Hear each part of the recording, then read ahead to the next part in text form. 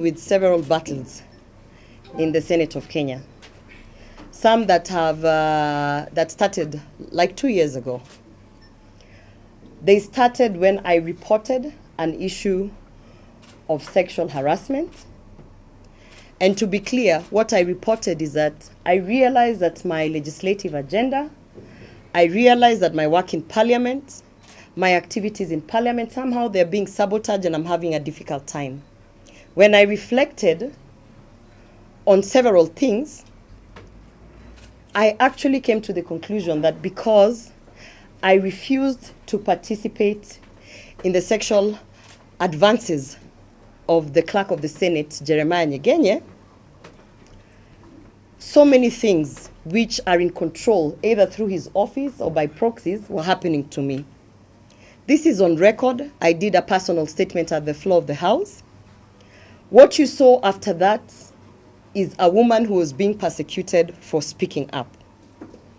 You saw a suspension motion that was brought 2 times. The first time they brought it to the floor of the House.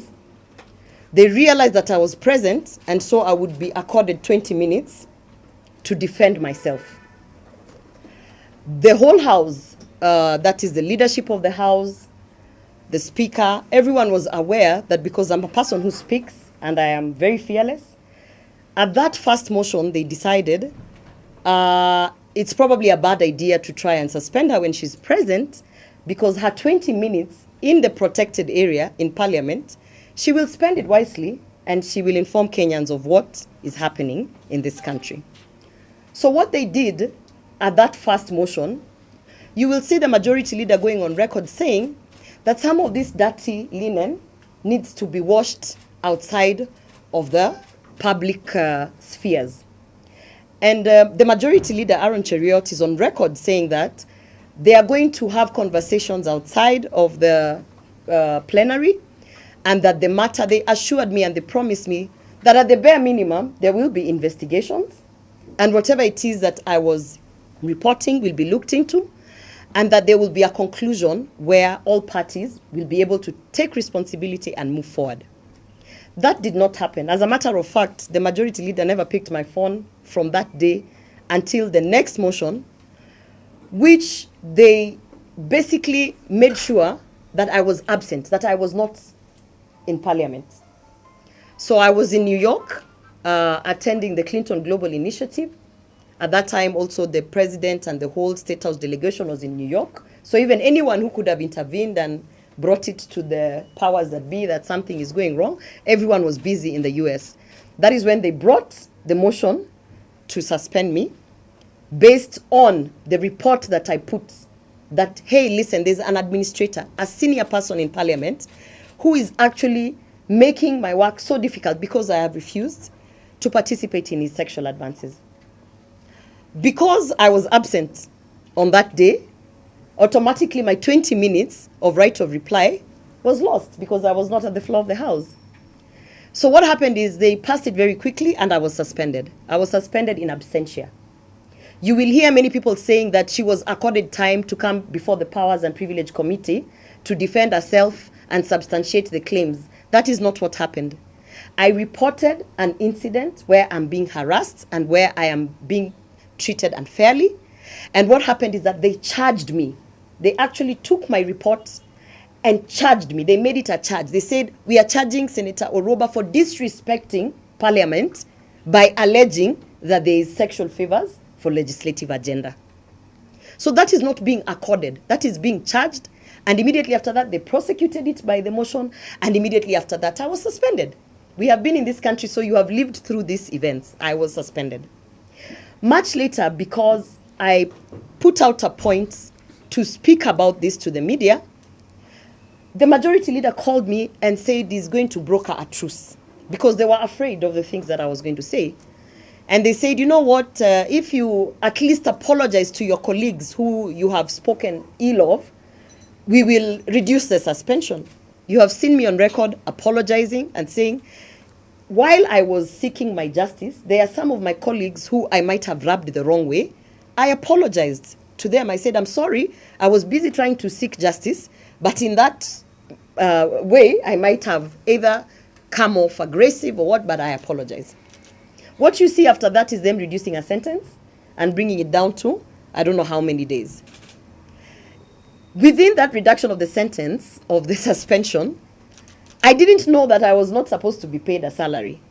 I thought that when you're suspended, you're not paid a salary, right? So the next time you see me at the floor of the House, what is happening? They have prescribed an apology. The clerk was part of the team that sat down and prescribed the apology. That is why he inserted his name into the apology. And you see me at the floor of the House saying, no, I'm not going to read this apology, because my legal team had already told me that the clerk wants that apology so that he can take the apology back to court and say, in fact, her allegations are false. She even apologized for it. And if you go to the court proceedings, which are public, you will see that the clerk indeed, even after I gave the disclaimer, he indeed took the apology and used it in court for proceedings that are ongoing, saying that the fact that she apologized to me it shows you that she was lying. That is not true. I have reported an incident of sexual harassment. To date, there is a letter to Parliamentary Service Commission. The chair of Parliamentary Service Commission is the Speaker of the National Assembly. The letter is out there. He chose not to act on it. At the bare minimum, in any workplace, at least an investigation must be conducted. I have been saying that if you think I'm lying, let the travel report of the Senate be released. Because then you will see that at the point when United Nations invited me to Brussels to the 53rd Assembly, the clerk gave an advisory that there is no money, yet there are people who are sent to the same forum. You will see this kind of shenanigans in terms of sex in exchange for trips, sexual favors in exchange for legislative agenda, sexual favors in exchange for all sorts of things, including office premises and locations. That is what I've been saying. Not one single entity has investigated this. I asked to be given the travel report, which is in the custody of the clerk of the Senate. He is the custodian of the evidence that will show you that there's a lot of favoritism towards certain senators. We are 16 nominated women senators in the Senate. We have 3 elected women senators. As the fourth estate, I challenge you to go and try and get data of how many of these people travel, how frequent they travel, why are they traveling, who is approving those trips. I challenge you to also go and find out all other kinds of favors, including why certain people, their bills are forever on the order paper, their bills and the legislative agenda is advanced, why certain people seem to have it easy in Parliament. I didn't want to take it there, but I respect the courts, I respect the judicial system. You are aware that the judgment of the defamation is out and that I have been fined 10 million for defaming the clerk of the Senate. I respect the judicial system. I know, because I am not new to the legal system, that there are many legal loopholes which criminals have been using to get these favorable judgments. Because they always say the law is on us, right? There are many legal loopholes. And I understand and I know the legal loophole that the clerk of the Senate used. He made sure that he will influence that my motion to suspend me would come when I'm absent. Because if I'm absent, he knew that I must speak the truth. And if I speak the truth when I'm not in Parliament, he knew that he could take that video and take it for defamation. That is exactly the legal loophole that he did. So his whole evidence is based on a video that I did in response to an already public engagement. It was already in Parliament being discussed that the clerk of the Senate is fighting with Senator Orwoba because Senator Orwoba has said that the clerk of the Senate, you know, is making her life hell because he's not I'm not playing ball. It was already in public through the parliamentary proceeding. He did not sue Parliament because he cannot sue Parliament. But he waited for me to respond because he knew that I had to respond, which I did. And that is the video that he took to take for the defamation. So I respect the process, the court proceedings. However, I don't agree with it. And that is why our country, we have an opportunity to appeal. So I have appealed and I am appealing. And my legal team has taken it. Even the 10 million is absurd. It is meant to scare any member of parliament who thinks that they will wake up and say, this is true, this is happening. It is meant to scare any woman. Where we are today, and this is my message today, to women out there, all the women in Kenya, nobody is going to fight for you. You see some of us legislators going to Kericho to fight for the women who are working in the tea plantations. You have had the issue of sex for work. How can I go and fight for a woman in Kericho when I cannot fight for myself in parliament? We all know very well the culture that has been bred in these spaces. It's not only in Kericho. It is in EPZ. It is in all these workplaces. It is in our homes, where even our domestic staff members are subjected and put to a corner. We have seen politicians of high standing, veteran politicians, being told to turn around so that their behinds can be seen. We saw it the other day. The objectifying of women, it's become such a norm. Because if you raise your head and say, this is wrong, they suspend you, they illegally try to remove you from Senate, they hit you with a 10 million bill. But I want to say this. Wangari Maathai did not strip in Uhuru Park because it was easy, right? Nobody said it would be easy. There is a price to pay to end the culture of sexual harassment. And I'm willing to pay that price.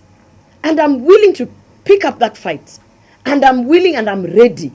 And if they thought that is what is going to silence me, that will not silence me, because I know there are staff members in parliament who are raped in that parliament. Staff members who work there. Any sexual engagement that is non-consensual, that someone has not put their consent, that they have been backed to a corner, like we have seen our politicians on the platforms being told turn around, and they feel the pressure because you know who is this person and everything. That is rape. And I'm telling you, it is happening in parliament. And I'm not going to be quiet. I will speak about it. I mean, what else can they take away? Where I'm standing, I have served a suspension for 6 months. Where I'm standing, I have not been paid my salary forever, you know? Where I'm standing, I don't know how many court cases because of speaking up. Where I'm standing, my own political party does not like the guts that I can stand up and say this is wrong. What else will you take away from me? I know that you have sending me all sorts of signals, telling people to come and tell me that they will finish me. I know that there's a threat to my life. But I also know that there are so many women who are counting on me to keep my head up and to keep speaking the truth in times where many people will be harassed, intimidated, jailed, and even their lives taken away. Innocent Kenyans being shot because they dared to go to the street to even demonstrate. I know that. So I want to say this to Jeremiah Nyegenye. This is a battle that I will take to the end. Because what happened in parliament, to me, is just but the surface. The women in parliament are suffering. Take it from me. They are having to do things that they would otherwise not even speak up in public. And so therefore, it is just time to end that culture. I believe there's space for us to politic without all this sex for work nonsense. And if we can go out and fight for the women in the tea farms, in the industries, wherever, we have to start from the spaces that we are in. It is wrong. I will never conform to it. And so I remain strong. My legal team, thank you, my legal team, for the work that they are doing. We continue to fight the good fight. And as you can see, do I look defeated? I don't think I don't look defeated. So if they thought this would bring me down, again, I say it, as I've said it before, bring it on. The only thing that will end me here is that they will kill me. And that is a fight that we know we are ready. So in the event that I die, I want you to know that these are the battles that I am picking up and I am fighting, because I believe God put me there for a reason. So that is the long and short of it. Mm-hmm. Any questions? I have one question. From your experience as a member of parliament, do you think these issues that only happen to those who are elected, or maybe they also happen to the staff? The issue of sexual harassment in parliament is not limited to members of parliament. In fact, it is so rampant within the staff. When I mean the staff, is we have staff members who are working for us there. And if they can do this to a senator, can you imagine an administrator trying to say that my boss tried to, put sexual advances and said if I want to travel, maybe I have to do ABCD? They cannot. It is a culture of silencing anyone who imagines that they can call it out. So it's rampant, it's there. I urge you to speak to the likes of Martha Karua and veteran politicians who have been in that house. They will tell you. It's not. I am not speaking from nowhere. It is there, and it has to be addressed. We don't have. I even asked the leadership to put a sexual harassment policy and safeguarding measure. For instance, I am reporting someone, but I'm reporting him to himself. How is he going to take action against himself? They don't even have a policy. There's no sexual harassment reporting, mechanism. There's no safeguarding of victims. So any member of parliament right now who is looking at me will not even dare say that I think I was given a raw deal because of ABCD. They will shut their mouth, and that's not where we want to go as a country.